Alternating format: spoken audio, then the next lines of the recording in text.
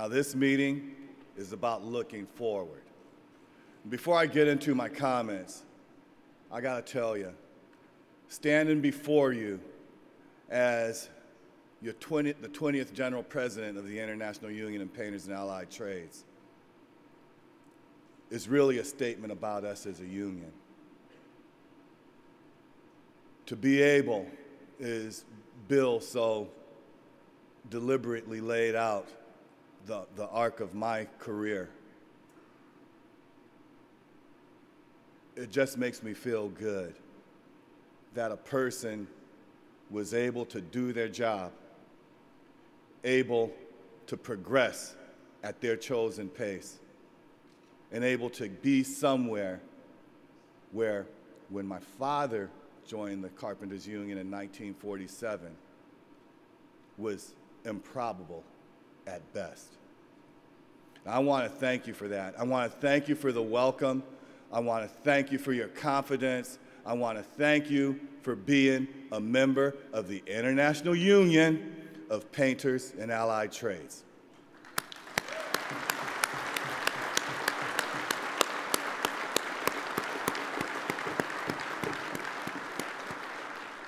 So with that, good morning, brothers and sisters, and welcome to Orlando for the 31st Annual General Convention of the International Union of Painters and Allied Trades. I stand here before you as the son of a hardwood floor layer out of Local Union 1861, San Mateo, California, an affiliate of the UBC, when they were a responsible building trades union.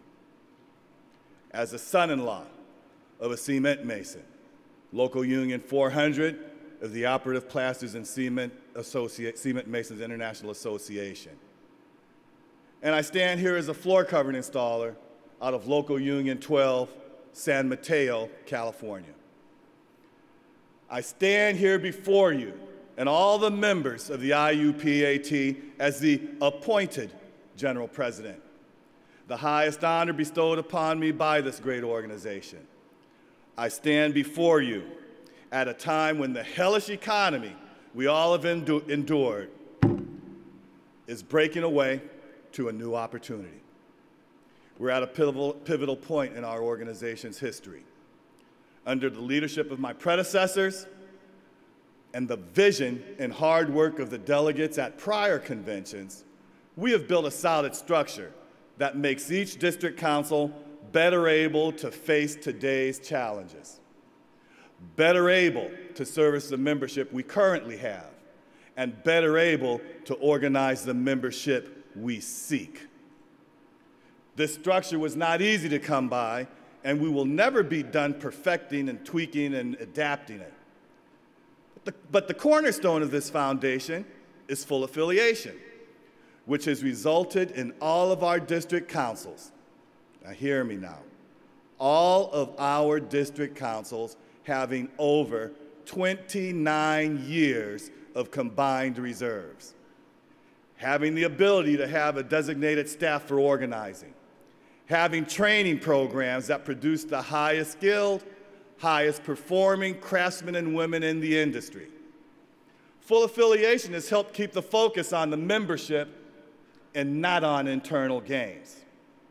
That's key, because in the past, our internal pettiness was not serving the membership well, was not serving our contractors well, and was not advancing the IUPAT's market share. We created full affiliation to better empower the district councils, and it has worked. I ask you to join me in pledging that you will do your utmost to preserve our unity and our solidarity, to avoid those past divisions, and to stand together as one union.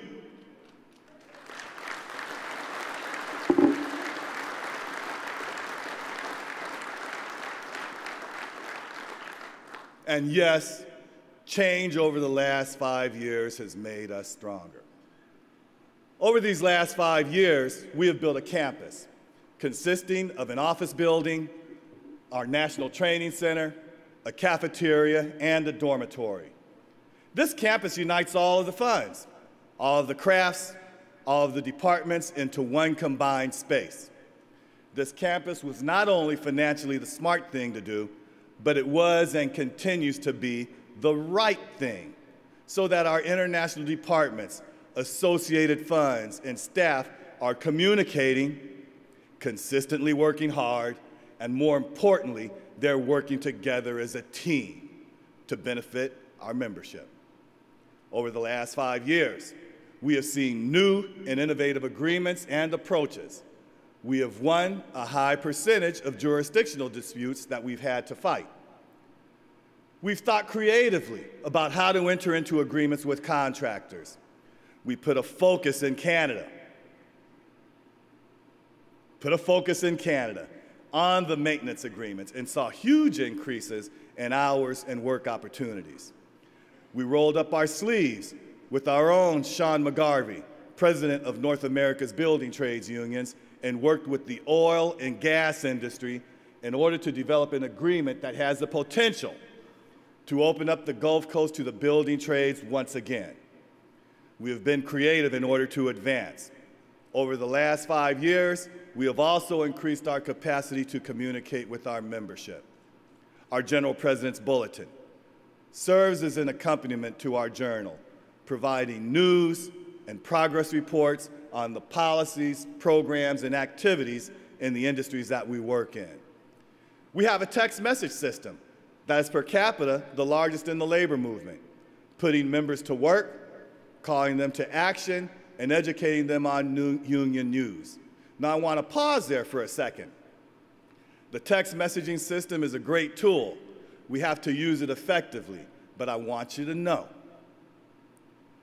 that the position that we're in today, using the text message system does not beat feet on the street when you're trying to man up jobs.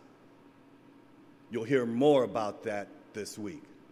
Now, we must grow this communication database so that we can be more engaged.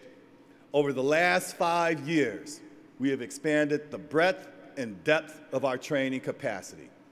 We created a separate apprenticeship for the painter, industrial coating, and lining applicator specialist. We have moved our curriculum online and are on our way to tracking each apprentice as they acquire the skills of their craft through the learning management system. We challenged ourselves to train and certify 615 industrial painters to the industry-recognized Coating Applicator Specialist, CAS, credential. Now, in the first year, we hit that number right on the head. The next year, we set a higher goal, and we hit that goal. As of today, 1,398 IUPAT members has successfully passed the SSPC CAS Level 2 interim certification exams. That's because of the work you did. That's what you did. That's what working together does for us. No one rises to a challenge like the IUPAT, the FTI, and any other department that we're associated with. Over the past 5 years, we have expanded the role of our LMCI, providing us with a better advocate for our contractors and for our members. The LMCI has seen multiple changes in leadership, but has always maintained a solid position within our organization. Now, we sat down, both with labor and management, to plan and review the strategic plan of the role of LMCI. We will spend the next 5 years using that strategic plan as a guide. We will work to ensure that LMCI not only provides the services that we have come to rely on, but that in a cooperative manner, LMCI advances the industry on the benefit and for the benefit of market share, of increasing our membership, and expanding our contractor base and growth of our impact. In other words, we need to create barriers to the marketplace for our own. Anything that we do is for us. It's for the IUPAT, it's for our signatory employers, it's for those future members we're going to get and those future employers we're going to sign. But what we do is going to create a barrier to the marketplace for those who are competing against us. The horrendous economic times of the last 5 years, along with the greed and arrogance of Wall Street, did significant damage to our pension funds. But we took quick and decisive action to put the industry pension plan on a corrective course. And I can stand here before you today and tell you that because, again, of the actions you took,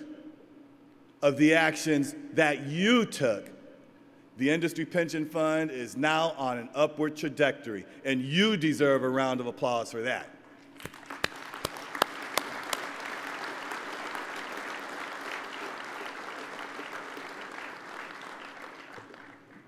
Over the last 5 years, we have dramatically increased our impact in government relations. On the political side, we have increased our capacity to run 21st century campaigns across North America, and we have elected more of our own to positions that matter in the industry, including having one of our own serve as a member of Congress who will be addressing us during the session tomorrow. We have put painters and allied trades before partisanship so that our politics is pat-partisan. This has helped expand our successes in Ottawa. On the legislative side, we have expanded the presence we have in state and provincial capitals and in Washington, D.C. This expanded presence has led to passage of key provisions that advance our membership, our industry, and the IUPAT. We have started to restore our rightful place in our communities. We looked around, and we saw and realized that where we work is no longer where we live. We did what we promised as a labor organization. We provided opportunities to our members to gain access to a better life. But it often meant that our members no longer live in the markets where we worked, and this has weakened our influence in our communities. However, we did listen to our affiliates, and we have started to roll out and better incorporate the community partners into our organizing campaigns, into our political programs. Because we work together as full members of communities, we can succeed. We have kept faith with our brothers and sisters who have fought for our countries. Through Painters and Allied Trades Veterans Program, we developed an immersion program for transitioning military service members to start to learn the industrial painting trade and then be placed in employment in an apprentice program. It brings me a huge sense of pride that the IUPAT stood by the proud men and women who have been to hell and back to protect our freedoms, particularly the right to organize.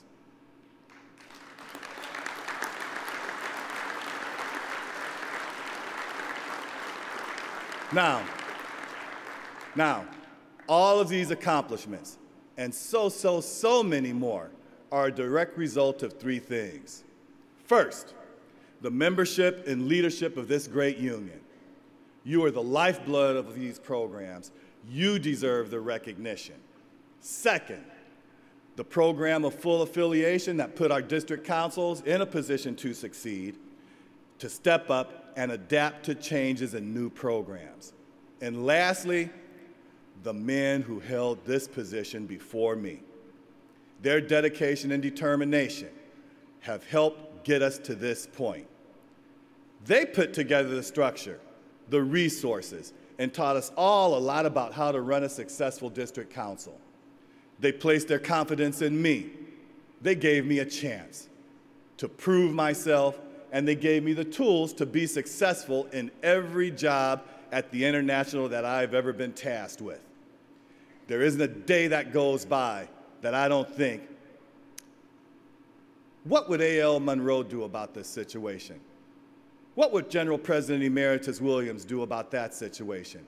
And believe me, those thoughts help educate and practice my decision making. Let's give those two gentlemen a round of applause for their service to this union and the education that they provided.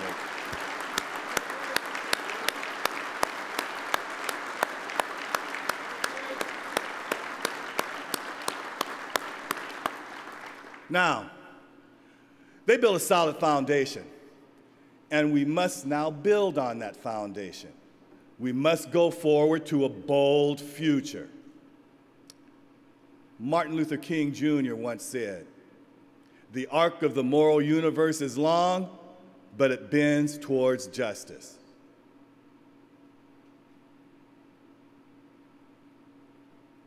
And when thinking about the future, I often think to Reverend King and that quote.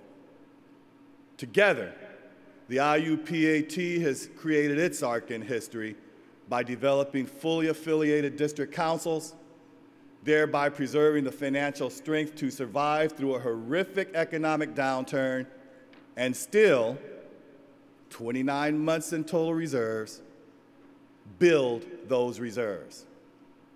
Now is the time to come and build off that foundation. The time has come to grow. The time has come to carry forward the honor of our members that they bestow on us each and every day. We carry forward this honor by doing all we can to make sure that our members work consistently, that they can work in safe environments with the highest possible skills, and that they can earn fair wages and benefits. We carry forward their honor by expanding the number of union members who are working besides them. We owe it to the glazer installing the curtain wall in Indianapolis, Indiana. We owe it to a floor layer learning his craft in Santa Clara, California. To the drywall finisher in Ottawa. The hills of West Virginia, where a water blaster is plying his craft. To the painter-decorator in Chicago to set forward a new arc. We can carry forward their investment, their trust, by setting a new direction that is focused on increasing our membership, towards increasing our market share, and towards increasing the impact that we have. Yep, the arc of our universe is long, but we will see to it that it bends to a bold future.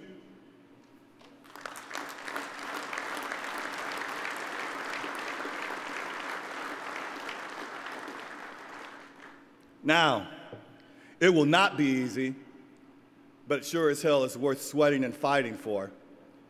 I will make the fight. Will you join me? Yeah! Will somebody stand up and join me? Get up! It's the IUPAT. It's our union. It's our future. It's our arc in history.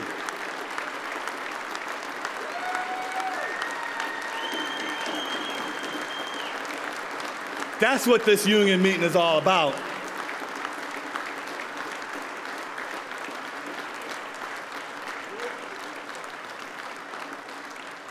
Now, in order to begin to change that arc, we got to change ourselves. I've got to challenge myself. I've got to set goals and then work to meet those goals. Throughout this week and throughout the next 5 years, I must, and you must, have laser focused on 3 things: increasing membership, increasing market share, and increasing our impact. And if we focus, if we hustle, if we follow the plan and execute it, we will see our bold future.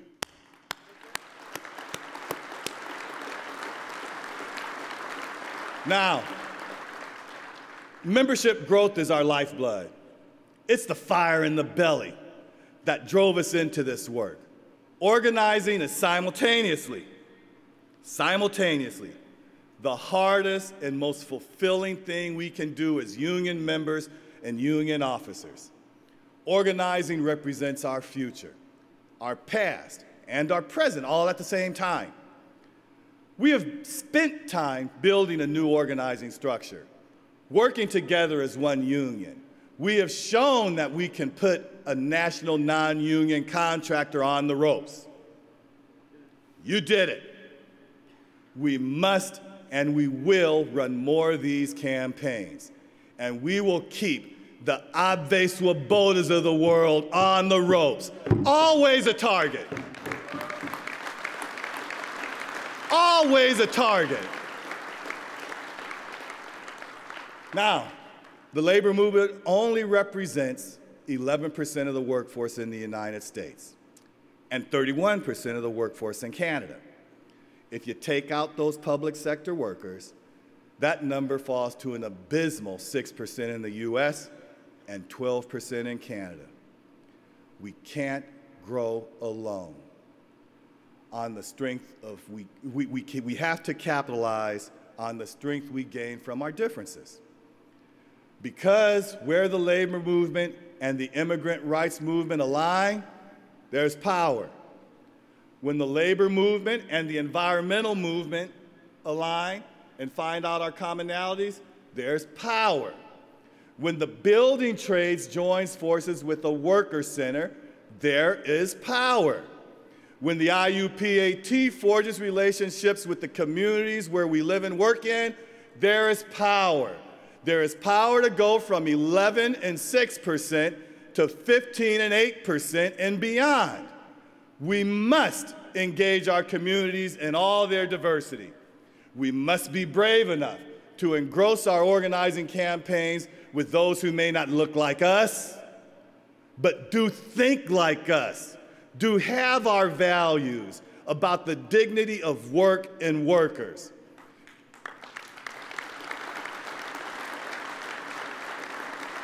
We must join with those who don't live next door, with those communities who have fought for far too long to see the American dream that the union movement has brought to our members. We must have the resolve to be creative, to find new ways of organizing, find new structures for agreements that can be used to build market share in areas we have long forgotten about. To be successful in Springfield, Missouri, in Houston, Texas, in Waynesboro, Georgia, in Edmonton, Alberta, and so many other places in North America, we need to check our pride at the door. Be humble, imaginative, and inspired. We've got to see the possibilities, not the obstacles, the possibilities. Therefore, in the next 65 months, I want to see us build a vibrant organizing effort with an active core committee. I want us to expand the number of coordinated campaigns we run by expanding the international staff that we have available to drive multi-state, multi-region, national, and international campaigns. In the next 5 years, I will work to ensure that each district council has a vibrant core committee that actively supports the organizing and political departments of its district council. Please join me. In the next 65 months, I will work for a stronger Job Corps program that drives graduates to our ranks, fills our training centers, and assists our growth in membership by bringing in younger workers who have picked up the work ethic, knowledge, and skills prior to coming through our doors. Please join me. During this week, please give us the resources and the tools that we need to alter our direction towards growth in membership, growth in market share, and increase our impact. Then together, me, my General Executive Board, my administration, and you, all working together, we must net 30,000 members over the next 5 years. Somebody's got to be with me on that. Let me repeat. I stand before you today and say that we must work every day to see an increase of 30,000 members over the next 5 years. Now, I say that with clear eyes and no hesitation.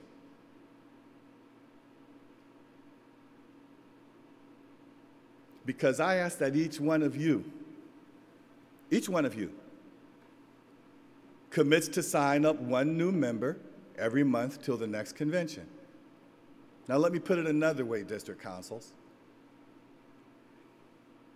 If each district council in our international union nets 17 new members a month for the next 65 months, will have recouped and exceeded everything that we lost due to the last horrific 5 years of the economy.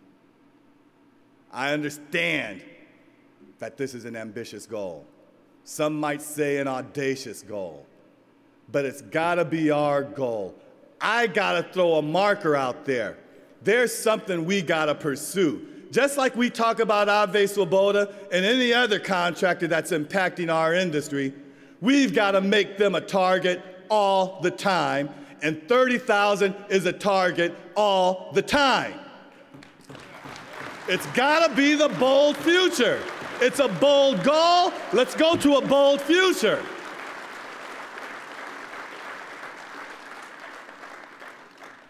As overall work increases, our membership must grow to its former level, or we will have once again permanently lost market share. And that's unacceptable to me. At the end of the day, whether we organize successfully or not is a question of work and desire, but it is also a question of financial resources. Therefore, we must build our strength, our tactics, our enthusiasm, and our treasury if we want to maintain and grow market share. It's an equation. Not only in our strongholds, but across North America. Over the next 65 months, we must expand market share with the tools that we have developed. We've barely scratched the surface on what the Finishing Solutions Network can possibly bring to the IUPAT and to our industries. We will increase market share in our existing industries and in new industries by creating a combination of corporate partnerships and traditional organizing campaigns. In the next 65 months, I want to see CAS reach new heights, allowing us to dominate the industrial coatings market. In the next 65 months, I want to see the creation of and training towards a certification program for glazers across North America.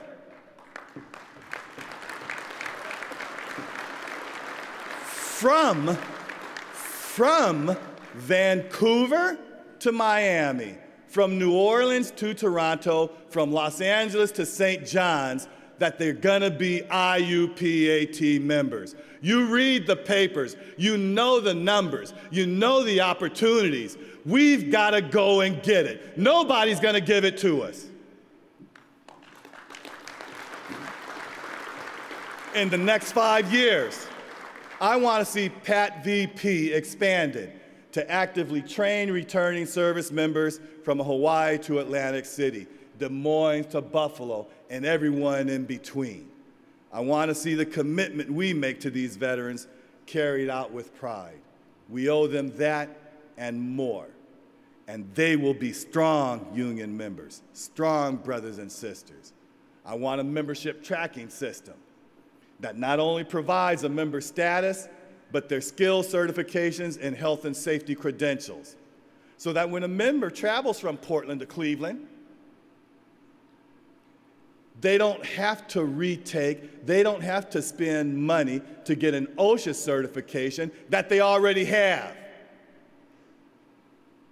I want to spend time and resources over the next 65 months to think about how we service our membership.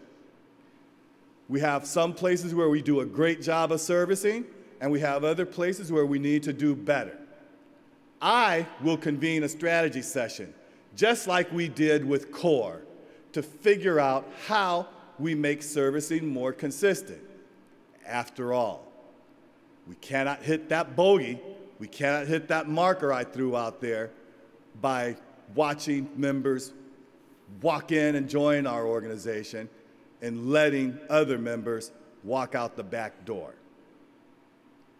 I want to do all of this because it is my vision that if we roll up our sleeves and focus on an organizing department that coordinates with our affiliates on local, regional, national, and international campaigns, we can grow our market share to new heights.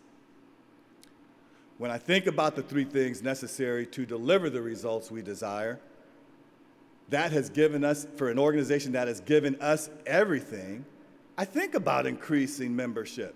I think about expanding our market share. And that third leg is increasing the impact that the IUPAT has. Impact is a hard thing to define, and even harder at times to measure. But impact is essential in defining the space we work in. Having impact starts with showing up, but it doesn't stop there. Impact must be multifaceted, leveraging our allies to drive the agenda to those things we care about. Impact has a forward-thinking hopefulness that is needed to set a goal and comes from just grinding it out. Impact is about going on offense, about working to change the law in Minnesota or Harrisburg to require CAS training on all highway projects. It's about getting that step on a cornerback so that when we're running the route that we want to run, not the route that the cornerback wants us to run. That is the vision of the Finishing Solutions Network and GlassCon Global, getting a step on the cornerback. We're running the route we want to run when our government affairs team worked hard with the local government affairs teams and got over $60 million allocated in the United States budget to repaint the Capitol Dome. Not just to secure some high-profile work, but to use that work as an educational tool at the right time for those 535 elected members of Congress who voted on that job, now being refurbished by a diverse cast workforce.